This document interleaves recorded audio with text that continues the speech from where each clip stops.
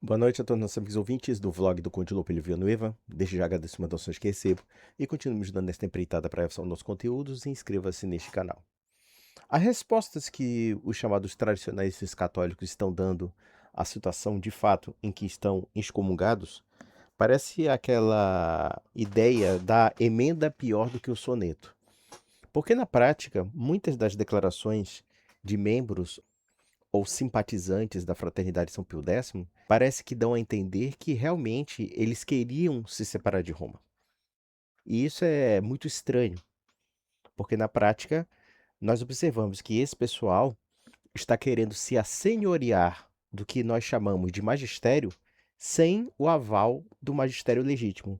E mais além, e mais além, ao invés de participar dentro da igreja, discutir dentro da igreja e até mesmo, né, tentar restaurar a tradição, ou então restaurar a missa tridentina, pelo menos acompanhando junto com a missa de Paulo VI, enfim. Não, eles simplesmente escolheram o lado mais bizarro, ou seja, romper com Roma, romper com o papado, romper com a Igreja Universal, se encastelando como se fosse uma mini igreja dentro de uma pretensa apostasia de 1 bilhão de católicos. Então, assim, é uma coisa que me parece um tanto bizarra. E isso sem prejuízo do fato de alguns leigos católicos agora quererem ser canonistas. Sim, pessoas que estavam discutindo sobre a validade ou não da excomunhão do Papa. Em outras palavras, eles estavam falando que a excomunhão é inválida, né? Porque não é amparada pelo direito canônico, coisa parecida. Eu disse, não, pera lá.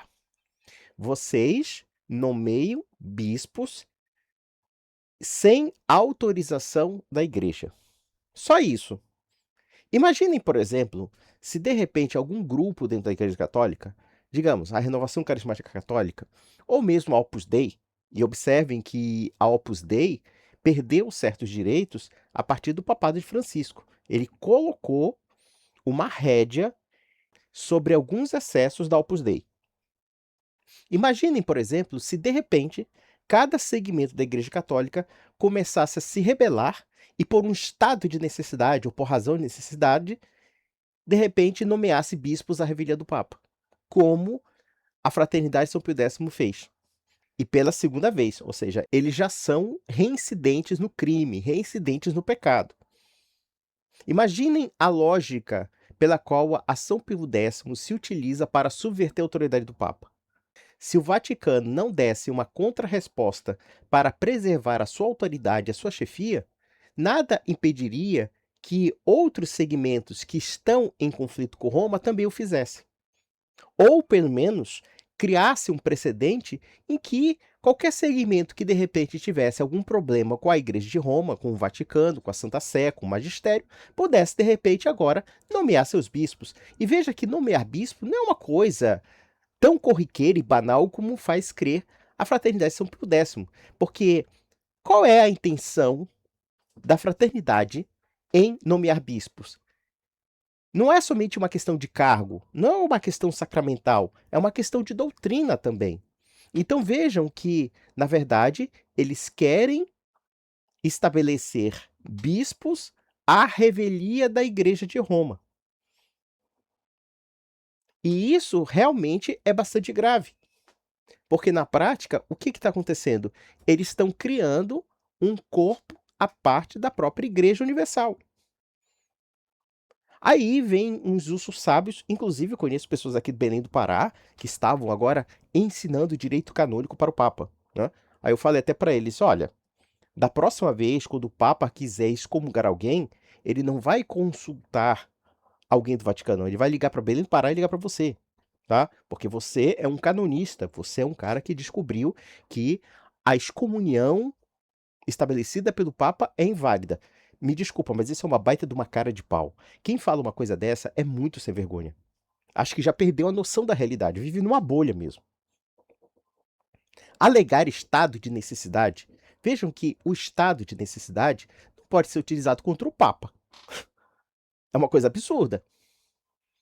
O que a fraternidade está argumentando é uma coisa completamente absurda e anárquica. E isso porque eles se posam de tradição. Vejam que nos círculos tradicionalistas, a quizília e a briga são constantes. Eu posso dizer isso para vocês porque eu conheço pessoas que são ligadas ao sedevacantismo. E eles entram em contradição toda hora, como em geral são aqueles que se enveredam para a heresia. Por quê? Porque cada um quer, na prática, reivindicar aquilo que a igreja tem, que é a autoridade. A autoridade para estabelecer o que é magistério, a autoridade para estabelecer o que é sacramento e assim sucessivamente. Então, logo, eles também reivindicam isso. E na prática, quando a Fraternidade São Pio X reivindica nomear seus próprios bispos à revelia do Papa e dizer que isso não é nada grave, na prática, eles estão querendo criar uma igreja à parte. É simples assim. E não me venham com esse papo de que você é modernista, você é neomodernista ou coisa parecida. Vocês se utilizam desse argumento para criar o cisma. Ou melhor, vocês se utilizam dessa desculpa esfarrapada para subverter a autoridade da igreja. Então não me venha com essa conversa mole de que eu sou modernista ou de que muitos são modernistas porque são leais ao Papa. Eu posso perfeitamente defender a tradição católica, eu posso perfeitamente fazer algumas críticas pontuais à atitude de certos papas, à atitude de certos bispos, sem romper com Roma, sem romper com as autoridades eclesiásticas legítimas. Eu digo, vocês da Fraternidade São Pio X são arrogantes e eu digo mais, vocês são burros.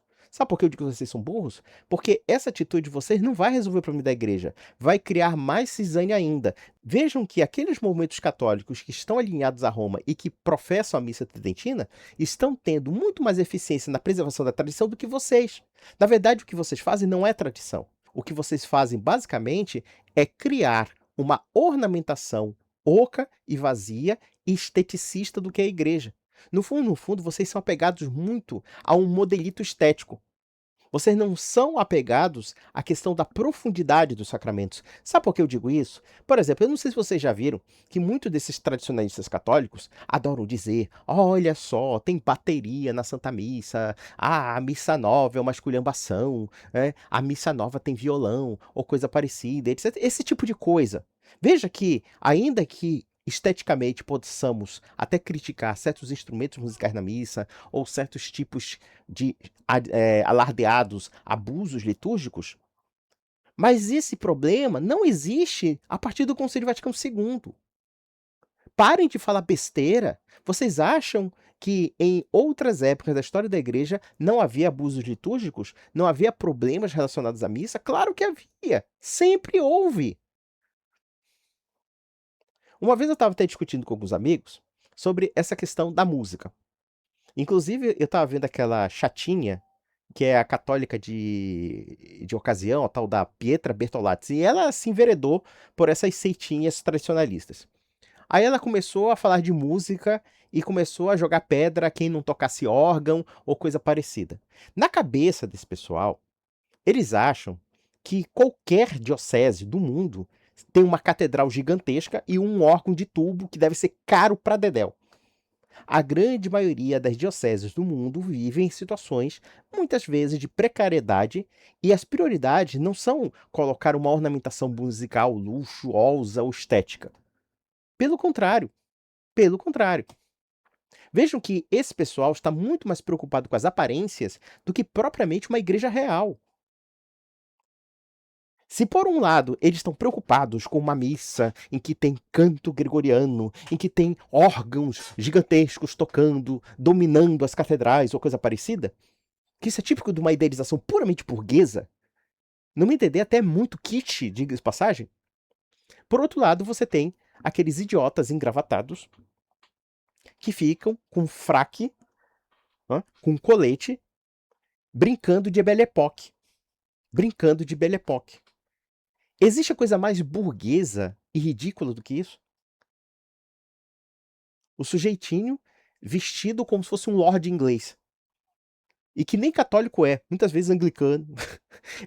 Assim, e depois eles falam da arcebispo anglicana. É muito patético isso. No fundo, vocês estão preocupados com esteticismo. Vocês estão preocupados com rococó. Vocês estão preocupados com modelitos burgueses. Quando eu digo que é modelito burguês, é porque a grande maioria dessas pessoas nunca passou por uma diocese que enfrenta problemas reais de periferia. E eu não vou longe. Vocês acham que, na época do Brasil colonial, na época das missões jesuíticas, lá na casa do Caralhel, tá? Lá na casa do Caraças, lá onde o Judas perdeu as botas, onde o diabo esqueceu o cachimbo, vocês acham que as igrejas das missões jesuíticas tinham estruturas para criar um órgão do tipo europeu, com artesãos europeus, etc? Pode haver uma outra coisa, uma exceção, mas na prática, se pegarmos, por exemplo, os indígenas da América, nos séculos XVI, XVII, XVIII, ou eles usavam canto puro e simples, ou então instrumentos musicais que seriam considerados rústicos para nós. Violão, tambor, flauta doce, viola. Viola, assim, não é um violino, era uma rabeca. Os caras tocavam isso na igreja. Mas não. As Pietras Bertolatzes da vida, as burguesas e os burgueses católicos aí, eles querem que a igreja seja um ornamento barroco, um ornamento do Trento. Eles querem que as pessoas cantem Gregório Alegre dentro da igreja, sabe? Como se isso fosse possível em todas as paróquias e todas as igrejas. Tudo bem, nós podemos aumentar a qualidade da música? Sim. Mas a gente não vê nenhum esforço nesse pessoal. A gente vê só crítica, crítica, crítica, crítica, atacando coisas que são muitas vezes supérfluas. São coisas que, na verdade, não têm a menor importância. É claro que eu posso dizer que talvez uma bateria seja inadequada para uma igreja. Mas, por exemplo, um violão, se for bem tocado, com um canto que seja compatível com a espiritualidade, qual é o problema nisso? Qual é o problema? Vocês acham que a gente vai ter órgão de igreja para tudo quanto é lado? Vocês estão malucos. Ou melhor, a Fraternidade São Pio X é uma instituição que, na verdade, tem um caráter puramente burguês. Burguês e muito do burguês. Todo esse pessoal que fica alardeando tradição na internet, na prática, são um bando de burgueses que não tiveram contato com o mundo real. Se bestar, eu digo, um cara que é da teologia da libertação tem mais contato com a realidade do que vocês, cara. Enche a boca pra falar da teologia da libertação. Eu acho a teologia da libertação uma bela de uma porcaria. Porém, eu penso que um sujeito que está preocupado com problemas da periferia tem um nível de praticidade muito maior do que um bando de gente engomadinha ou um bando de padres vestindo batina, tudo de preto, que no final das contas ficam repetindo o discurso do século XIX. E isso sem prejuízo daqueles maluquinhos e daquelas maluquinhas que dizem que se você não tiver 10 filhos é porque você não é um verdadeiro católico. Fale isso para quem vive de salário mínimo, fale isso para quem vive num cubículo de 40 metros quadrados e que paga uma fortuna em aluguel. Aí eu quero ver. É muito fácil você sendo um burguesão, um sujeito pertencente a algumas entidades católicas muito ricas, diga-se de passagem, né? E a Fraternidade de São Pio X não me parece que seja muito pobre, mas tudo bem, não vou tocar no mérito dessa questão. Mas, por exemplo, até o Opus Dei, por exemplo, tem gente aí que, poxa, que vive bem e quer ficar ensinando como o pobre deve viver, ou como um remediado. Não, Deus vai te abençoar. É muito cômodo você falar isso. É muito cômodo. Quando não existe nem comunidade católica para amparar essas pessoas. Eu não estou aqui necessariamente condenando alguém que tenha 6, 7 filhos, tá? Mas muitas dessas pessoas que ficam aconselhando a você na internet o fazem querendo que você negue que existe uma realidade pré-existente que não te permite isso. E a igreja nem mesmo te cobra esse tipo de coisa. Ela te cobra, sim, que você esteja aberto à vida, mas não está dizendo que você tenha que reproduzir sem pensar nas consequências. Isso aí é tipicamente burguês, claro, porque muitos deles não pensam muito em dinheiro. Eles não têm mais aqueles elementos que a grande maioria das pessoas pensa, que é ver como pagar as contas mais primárias, que é comer, beber, vestir uma roupa, etc. Essas pessoas não têm esse tipo de preocupação. Pense numa pessoa assalariada. Uma pessoa assalariada, ela sempre tem que pensar naqueles elementos mais básicos da sua sobrevivência. Justamente porque os salários são baixos, porque ele pode ficar desempregado, porque ele tem um custo de vida altíssimo, um custo de vida caro. E observem que todo esse pessoal da tradição, nunca ataca os elementos mais bizarros da sociedade capitalista. Isso é muito interessante. Eles são radicalmente burgueses, até mesmo nessa questão do capitalismo liberal. Ainda que eles digam da boca para fora que sejam críticos do capitalismo liberal, mas na verdade é uma crítica muito mais ornamentada, tal qual como aquela dondoca que se veste como da Belle Époque, ou aquele sujeitinho de suspensório, aquele idiota de suspensório, né? É muito mais uma ornamentação do que outra coisa. Porque eles não se cansam de vender cursos para vocês, de cursos de ser como ser bons católicos, como ser isso e aquilo, assado cozido. Parem com isso. Parem com isso, isso é uma palhaçada. É uma palhaçada.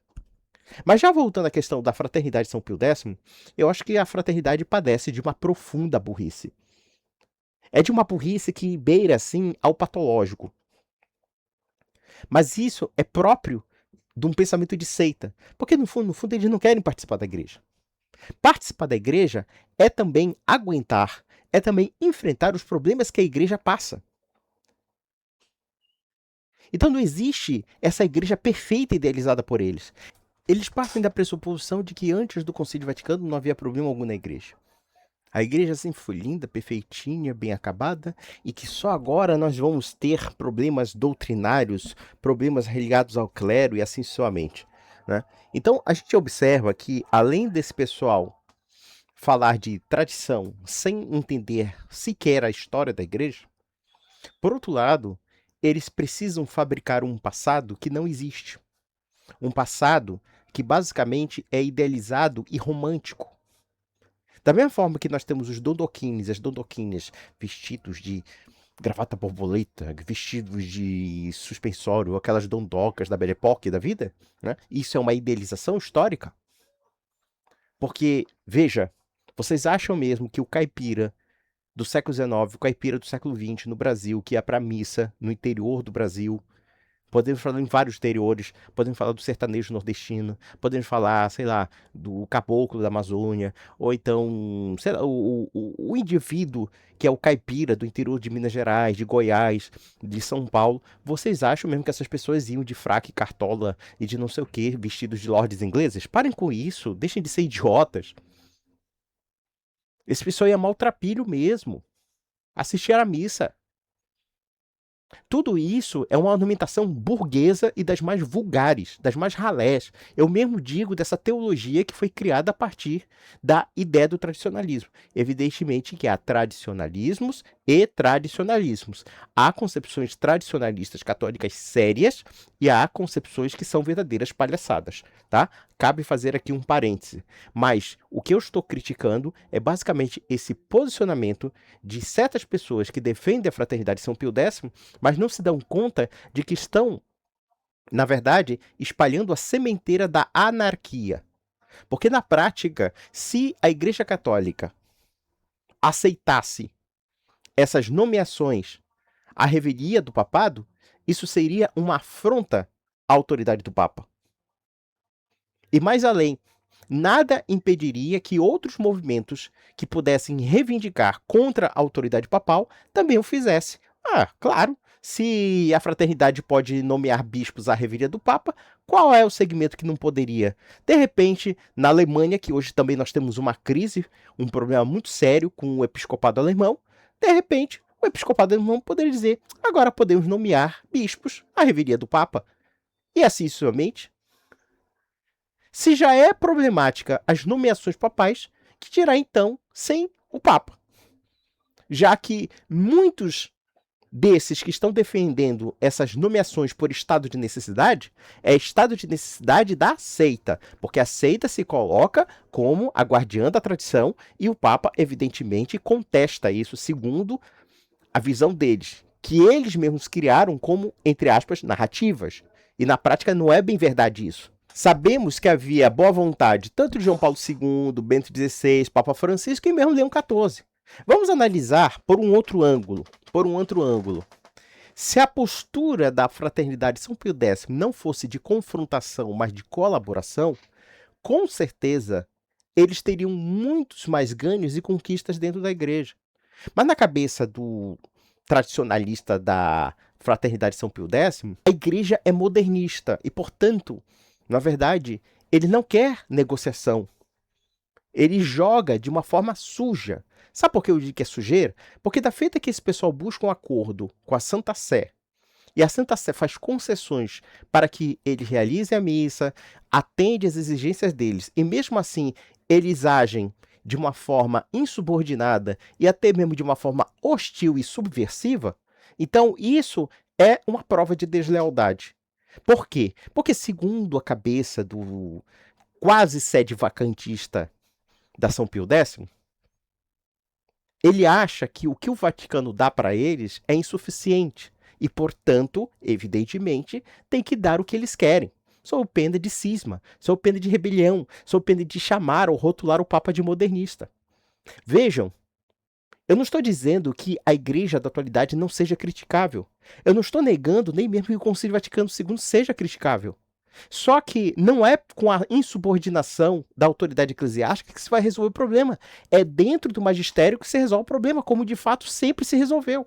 Agora, vocês são os tradicionalistas às avessas, porque vocês são aqueles que, em nome da tradição, querem subverter o magistério. Em nome da tradição, vocês querem subverter a hierarquia. E depois ficam com esse papo de que vocês são as salvaguardas da igreja e, evidentemente, nós que defendemos o Papa, que defendemos a autoridade eclesiástica, somos a anti-igreja. Aí fica mais fácil para vocês, né? Então, meus amigos, eu queria encerrar essas reflexões, porque, no final das contas, esse cisma foi desejado. Foi desejado por eles. Eles queriam esse cisma. E é lamentável. E é lamentável. Por quê? Porque, no final das contas, a missa tridentina, que é uma missa bonita, que eu acho que a reivindicação de manter a missa latina me parece, no caso a tridentina, me parece louvável, me parece uma reivindicação legítima, no entanto, ela será estigmatizada por essas patotas que criaram uma pseudo-doutrina e, na verdade, uma heresia contra a autoridade da igreja. Então, meus amigos, um grande abraço.